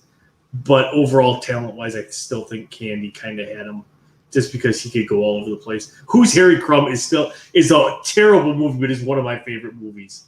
Well, so I heard somebody say, because, traditionally, comedic actors transition really well into drama, more so than drama transitions into comedy, because you're either funny or you're not, period. And so people who are funny, like, they know how to make people laugh, so they're already acting even in stand-up bits and whatnot. Yeah. And somebody had said, if Chris Farley had lived long enough, he would probably be one of the best dramatic actors in Hollywood today. Like, he would have made that transition to a dramatic actor. Yeah. And I'm like, well, although Adam Sandler is still doing Grown Ups, so I don't know. I'm trying to think. God, I can't think of his name. I can picture his face. The guy that played Capote. Oh yes, Philip Seymour Hoffman. I could see that, and that's where I could see Farley kind of transitioning into that type of actor. Because even in Tommy Boy, there were moments where he had a lot of vulnerability, and he kind of acted a little bit. It wasn't just all slapstick. So right. I think he showed that range early on. And then, of course, he did Black Sheep and Beverly Hills Ninja, which was awful. But I will say this about... So John Candy, I love Cool Runnings. It's one of my... Again, I can watch Cool Runnings over and over. But that said, I think Tommy Boy is better than anything John Candy ever did. Yes, Tommy Boy, hands down, is probably one of the funniest movies ever. Yep. That's a top 10 for me. For as far as like funny movies go, that's probably even a top 5 for me. Just because that movie from start to finish is freaking hilarious. Like And the whole, is that for me? No, son, that's for me. Yeah, she's like a 10. But no, I think that everyone gives props to Planes, Trains, and Automobiles, which I think is really overrated because I didn't love that movie. If I was going to say, hey, Wayne, you're representing John Candy, you got to put up your best film up against Tommy Boy, I would probably go Uncle Buck. Uncle Buck was probably some of his best work. I don't know. The Great Outdoors with him and Dan Aykroyd was pretty funny. But it's like I said, for me, and I don't know, for whatever reason, Who's Harry Crumb, I always loved. And most people would probably not even put it in his top 10 movies. My favorite character in Who's Harry Crumb was the principal from Ferris Bueller's Day Off. I don't know his real name. Yes. But he was fantastic. He's like a convicted sex offender. I know he is. Like a convicted pedophile, too. Like, I was like, really? The guy was a pretty funny actor, but whatever. And you know what's funny is when I think of him, obviously Ferris Bueller's Day Off is what you first think of him as Ed Rooney, right? But then the number 2 movie I always think of him, and again, younger crowd, they're going to be out of Howard the Duck. Oh, I forgot he was in Howard the Duck. I was thinking the what is it? Mom and Dad Go to Mars or whatever it's called. Oh no, blech. No, I'm not saying the movie was good. Yeah, but he was in that as well. He was the husband in that one. I'm pretty sure it was him. I don't trust this kid any further than I can throw him. With your bad knee, Ed, you shouldn't be throwing anybody.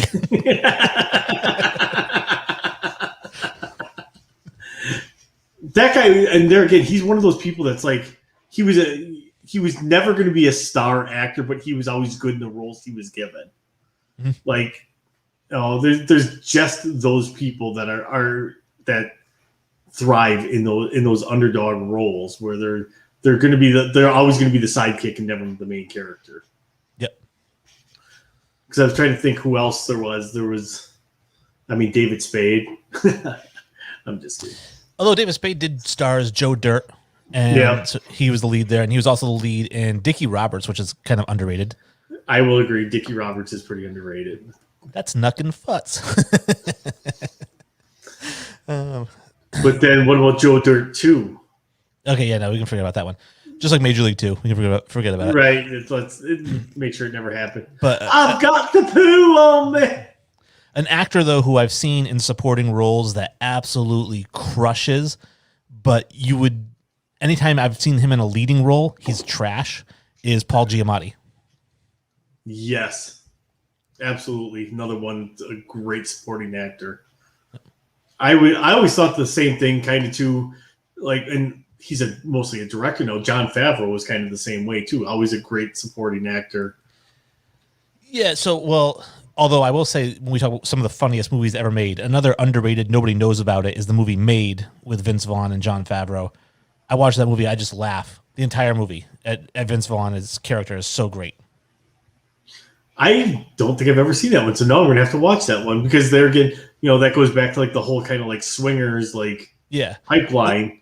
This was the follow-up to Swingers, and it's so hilarious because basically what it is this old mafioso guy.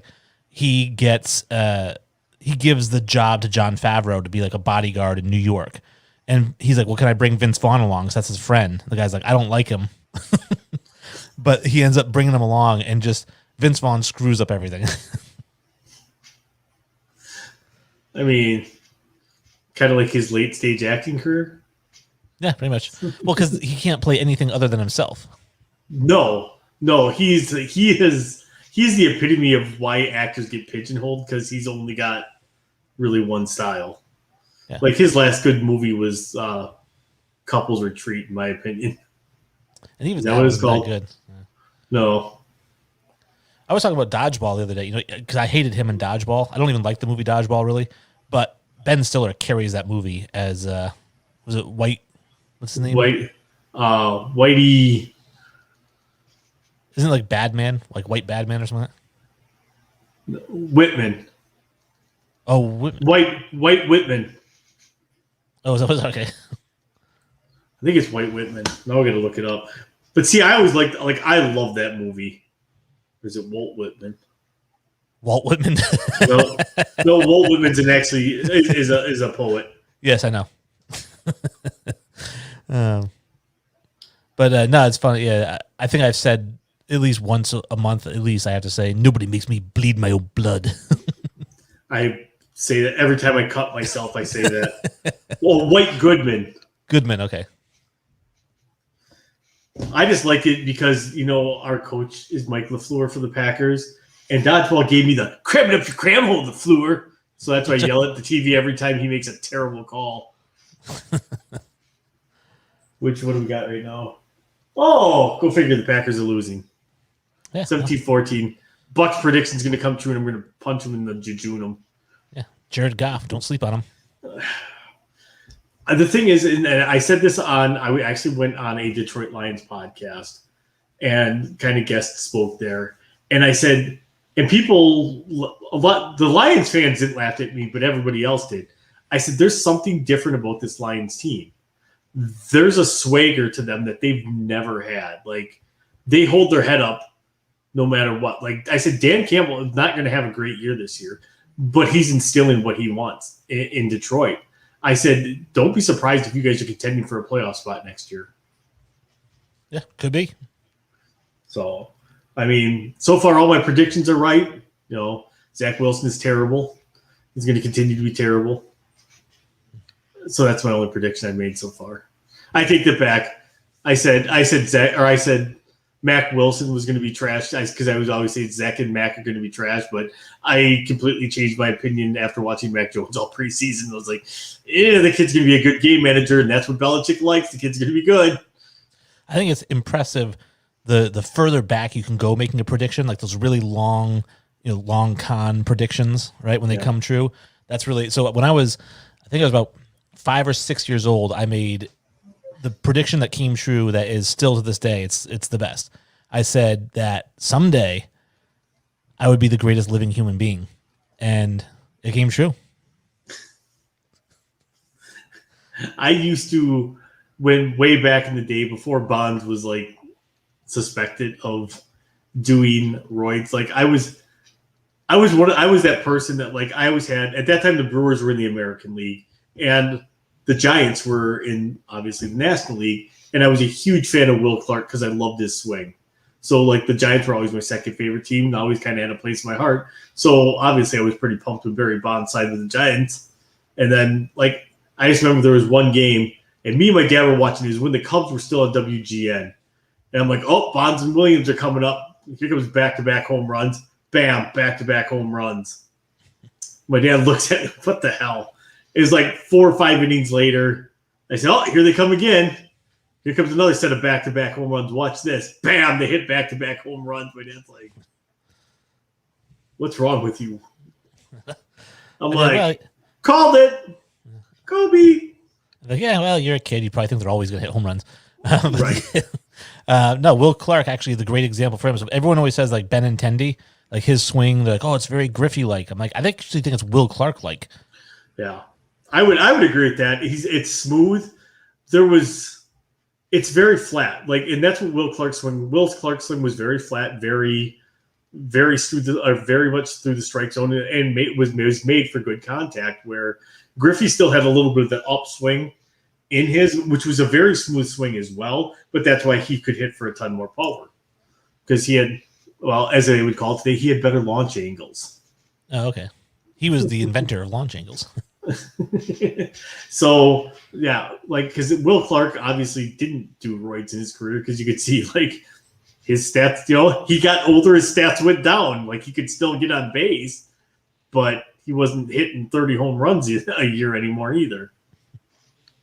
So, because it was for probably about 6 years, like, so he signed with the Rangers, Rafael Palmeiro signed with the Orioles, then the Rangers signed Palmeiro, Will Clark got signed by the Orioles, and then the Orioles traded for Palmeiro, and Will Clark went back to the Rangers. Oh, that's weird. It was just a weird dynamic with that one, but still, I would, if I could book one interview to talk baseball with, it would be Will Clark. Really? I don't know.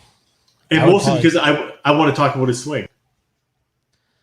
Yeah, I don't know. So are you saying all time, or you're just saying like current?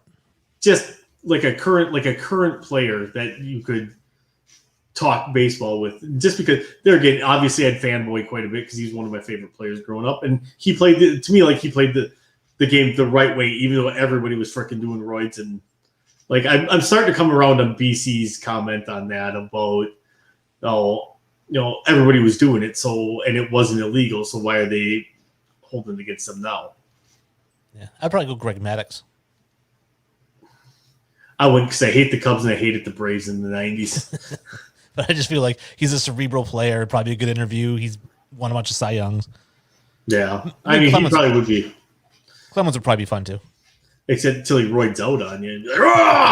Like, screw you, Wayne. Bam! Is that what roiding out is? Rawr. I'm guessing. Just have your heart starts beating really fast, you have a heart attack, and it explodes, die. But not before you roar. But not before you roar. You got to get a roar. If you're on roids, you're on me. Roar! Do the roar. Do the roar. All right, we'll be right back. We've kind of gone over a little bit on a break. We will be back in 2 minutes. What is your name? What? What is your name? Fuck. Where did you get that shirt?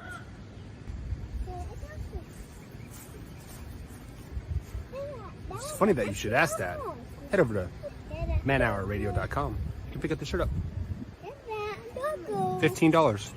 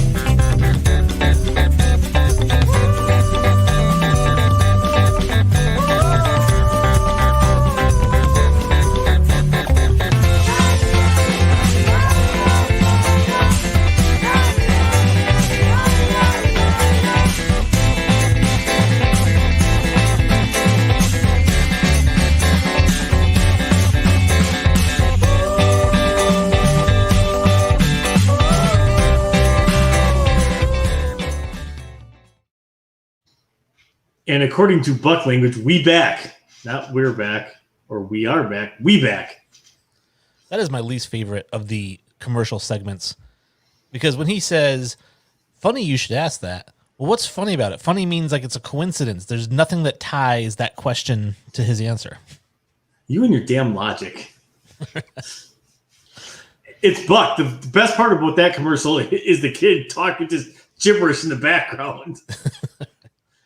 So I've determined, though, because Buck's kids are, 3 and 1. I think what they would really like for Christmas from Uncle Torry is a drum set. I'm really thinking about buying one and sending it to them. And I would pay to have it pre-assembled so it's ready to go when it gets there. Well, also one of those little megaphones that has the siren button on it. Oh, get that for the 1-year-old and the drums for the 3-year-old. I mean, that would be great presents, Buck. What do you think? Cindy and you would love that. And then I guarantee they'd be like, hey, you're now about to become Uncle Torry, and we're dropping the kids off for 2 weeks. With the toys. With the toys. So, ugh. All right, so right now we've Packers, Lions, halftime. 17-14, Packers not looking good again. At home opener. This is normally when they come out fired up. What are your thoughts on the first half, Wayne? I think that we talked about it before the start of the game, and I like the Lions a lot. I like Jared Goff a lot. I think that he's very underrated. He threw for 330 yards in week 1. I think that Packers defense is going to allow him to throw for as many yards as he needs to throw for. I think he's got some protection there, right? Then they drafted Penei Sewell in the draft, and I think he's a monster. So you're not going to get any pass rush on him. But on the flip side, it is Aaron Rodgers. So I know he had a rough week 1, but he's a guy who I feel like can do anything. So I wouldn't be surprised if the Packers come out and win the second half 24-3 and just completely blow this one out of the water.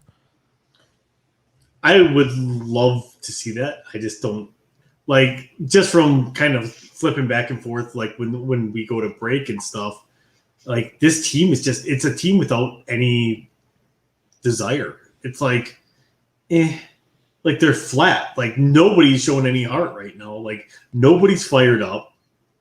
It's like they're going through the motions.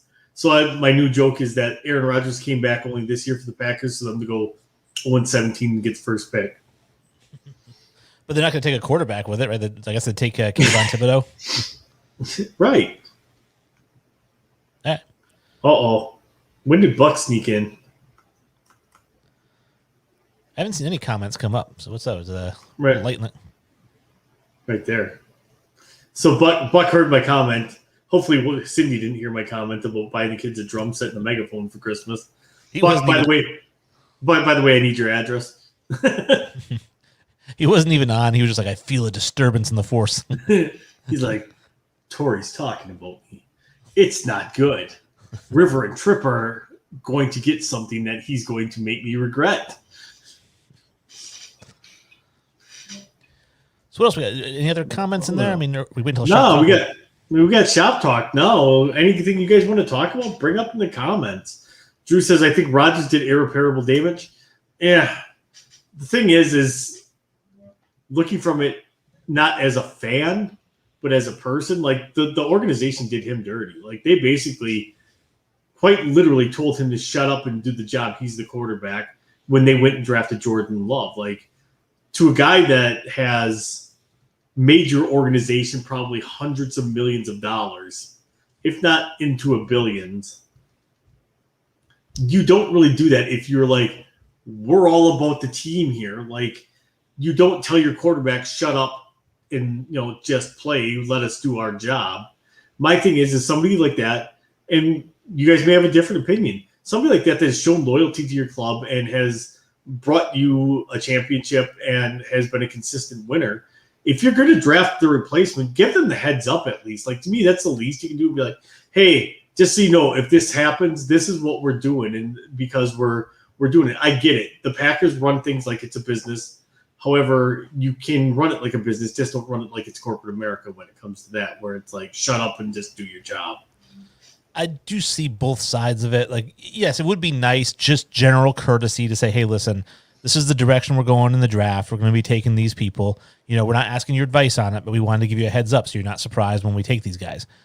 That would have been fine. I would have had no problem with that. But at the same time, I also feel like, me going to my boss and saying, hey, can you let me know before you hire somebody else?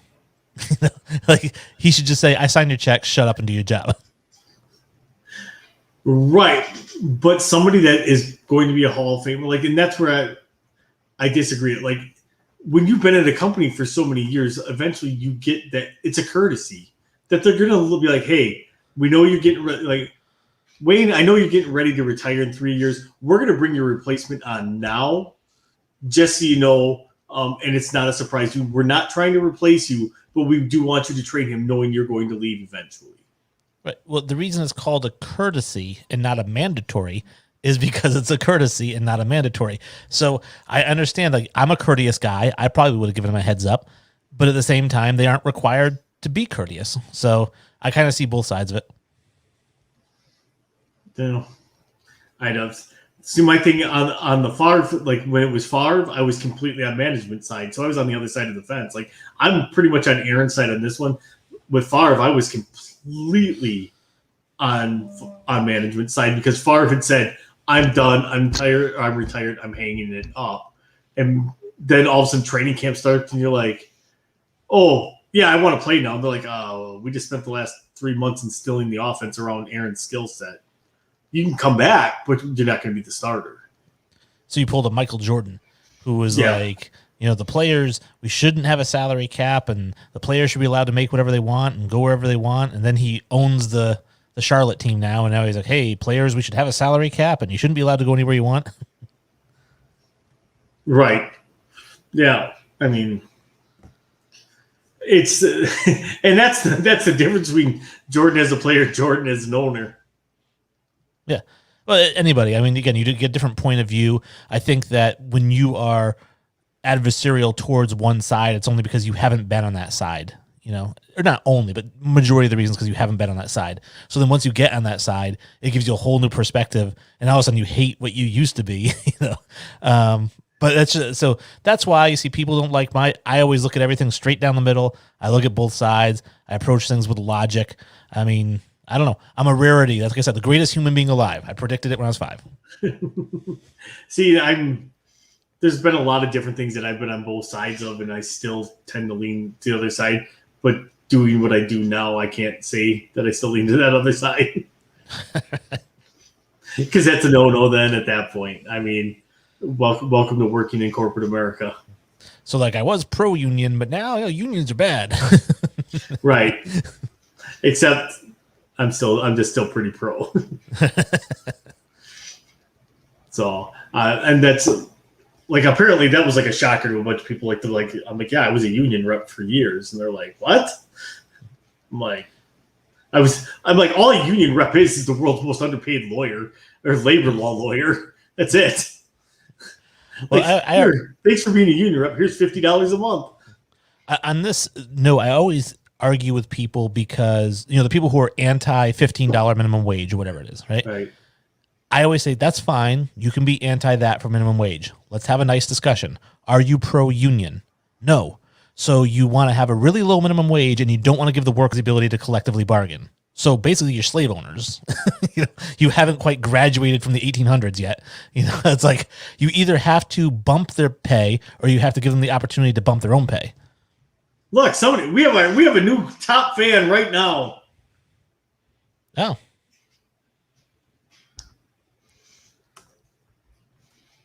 No comment? Was it a sister? It's not my sister. No, it's not my sister. I don't know. She said you were hot. You live in Wisconsin. I don't know. Wisconsin, not Alabama. Welcome to Alabama, where if you get divorced, you can still see them on the holidays. That's right. Hey, So I lived in northern Maine, so I don't know what that means. Living in northern Maine, it's like Alabama. Oh, I was going to be like, is it like Canada or something? Like you got moose and elk and like. Why would I say something completely disjointed from what you just said? I mean, because you like to be logical and make people think. Today on Non Sequitur. Did you have breakfast with Sasquatch? I did not. I had breakfast in my car. I had 2 McDonald's burritos and 2 hash browns. It's not so bad for you. It is, but it's delicious. As I'll be like, this weekend, I'm making corned beef hash with bacon and eggs. And guess what? I'm going to fry that all up in the bacon grease as my heart just explodes. Hey, listen, you only live once. YOLO, right? Right. Makes you think of the Mr. Baseball line, right? He says, a player's career is short enough, but I'm enjoying it. Another solid, underrated sports movie in my book. Yeah, a lot of people don't know about that movie. That's a really good movie. I remember going to the movie theater to watch that movie. What's this? This isn't my number. That's the number of home runs you're expected to hit this year. It's like, Elliot, have a seat, pal. Hey, Skip, I know I haven't been raking the ball lately, but Elliot, can I finish a sentence in my own goddamn office? Hey, okay. Now, this Davis kid's a real thing. Frank Thomas is in that movie with him. Yeah, Frank Thomas is Ricky Davis. Yep. Which just is like, that's the most generic sports name I think that they could ever come. Ricky Davis, like Ricky Bobby. Yeah. That's what it reminds me of. John Smith. John Smith's going to be my replacement. Who the hell is John Smith? That'd be a good question. The best sports name in a movie ever. Oh, That would be a good one. Yeah. I mean, because right off the bat, I think Crash Davis is great. Rick Vaughn's a good one. Is it Forget the curveball, Ricky. Throw me a heater. Willie Mays Hayes? Well, I'm trying to think. What other ones have we got? I mean, in Any Given Sunday, LT is called Shark. And he cuts a car in half with his saw. Yeah, like a circular saw, which apparently can cut through metal. And just, I think it's like a concrete saw too. It's like something that shouldn't even be going through metal. Like, if not, it should have a ton of water. It's like, all right. So apparently he couldn't find his grinding wheel. What about Dottie Henson? Yeah, I guess that's all right. Jimmy Dugan for the era, like it fits the era like perfectly. Let's see what else we got. Kyle Watson right above the rim. Sidney Dean's not bad. Flight and Willie. There you go. White men can't jump. That's right. Who were the two guys they played at the end? The Venice Beach Legends. I can picture the faces. They reference them several times throughout the movie. Yeah. Isn't it Dr. J and somebody? No. One of them does have actually, they both have nicknames, I think.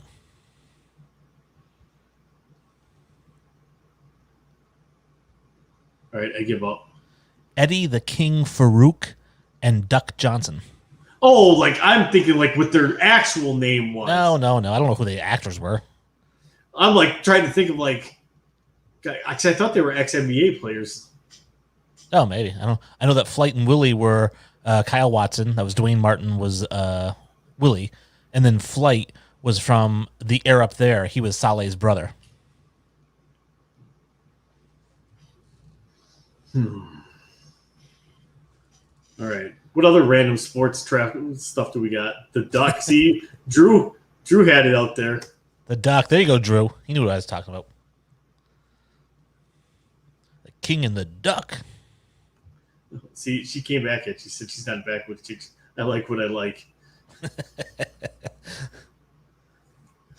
Fat guys in Packer gear. Fat guy in a little coat. Fat guy in little coat. All right. So, anybody else got anything else? Otherwise, we're just going to end the show tonight. What else we got? Any other sports movie stuff? Huh? I can talk about Recasted. I just did my new Recasted podcast. Check it out. Recasted. Ooh.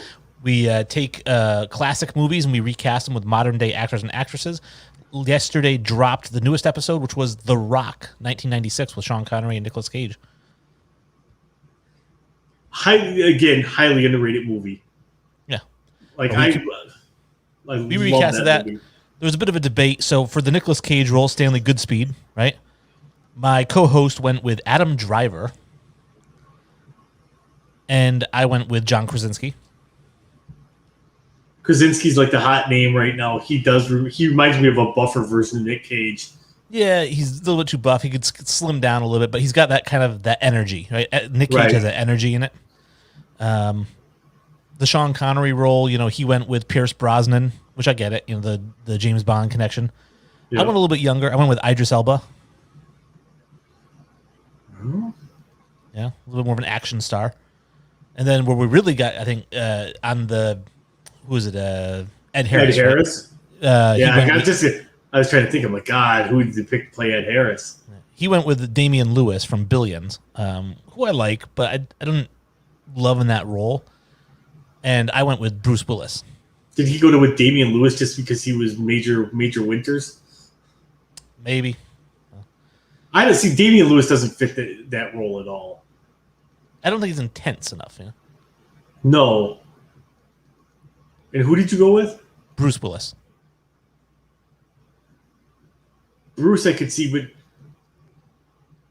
even he might be a little too, because he might be too gruff for the role.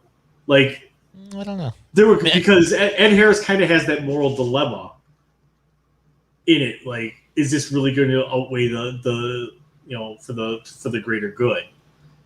And that's what I'm trying to think, who would really fit that type of role. Wayne G would. Yeah, that'd be Ed Harris. I mean, Ed Harris did do Milk Money, so. I don't think I've seen Milk Money. With Meg Ryan, where the kids like try to hire she's a prostitute or something. The kids really? No. It's like your stepmom or something. You'll have to look up Milk Money once and see if it's streaming anywhere. Yeah, we were talking about how prior to this movie, Ed Harris hadn't really done anything. All the stuff that he did that was big came after The Rock. But Apollo 13 and Radio, Pollock, Armageddon stuff. Was he in Armageddon? He was. Was he? No, was he in Armageddon? You're thinking of Apollo 13. Was it that? I thought he was in that one, or Armageddon was Billy Bob Thornton was the Houston guy.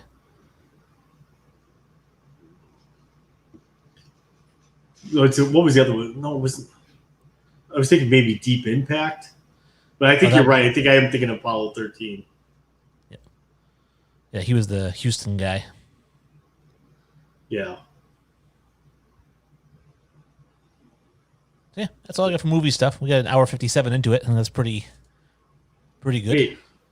Oh, I forgot. Another movie he was in, highly, highly underrated. Another one of my favorite war movies, Enemy at the Gates. I didn't like that one. He was the German sniper. Yeah, I wasn't a huge fan of that one. The reason I liked it is because they stepped outside the box. They showed a kid hanging because he was a traitor. Like, that's unheard of in a movie. Just one, to show a child die at all in a movie is rare. To show a child hanging doesn't happen. And to me, it was a bold move cinematography wise. Like, let me put my beret on and we'll get my cigarette. That was a bold move cinematography wise. And they well played. It was played out well for them. Yeah. See how softly he panned across the landscape into that shot. As they came and they looked around, and there was the child just swinging. Because he liked his chocolate. Well, that's a fun note to end the show on. Right. Let's just talk about child murder. And demonetized. Like, what are these guys talking about? Like, I don't know. To me, it was just a bold. I just liked the movie. I'm there again. I'm a big fan too of Ron Perlman, so I liked him there. Joseph Fiennes in it. Like, there's actually a ton of really big names in that movie. I think my movie like that, a favorite that has a lot of big names, and again, nobody's really seen it, is The Paper with Michael Keaton and Robert Duvall, and who else? Glenn Close is it? Randy Quaid, Marissa Tomei. My other one, like, funny wise, is Be Cool. Like, everybody knows Get Shorty. Everybody liked Good Shorty, but nobody really knows about Be Cool. Like, that was the sequel to that. You see, I didn't like either one of those. I just think it's funny watching The Rock play a gay guy. That's freaking hilarious. It shows his range. The Rock knew he was going to be bigger. I guess. All right. My favorite Rock performance has to be Walking Tall. Yes. Another great movie. The Rundown I like. Yep. That's another really good movie. But wait, G, quick before we get ready to end the show here tonight, why don't you tell them once again, where we can find you and how we can harass you. That's right. BellyUpSports.com. You can check out all my blogs. Just check out basketball. I write almost half the basketball articles on the site. And then at SportsInfinity5 on Twitter, you can hit me up, and any questions, concerns, or suggestions that you have, I am all ears. All right. And with that, we are out for the night, gentlemen and ladies. Man Over Nation, rise up.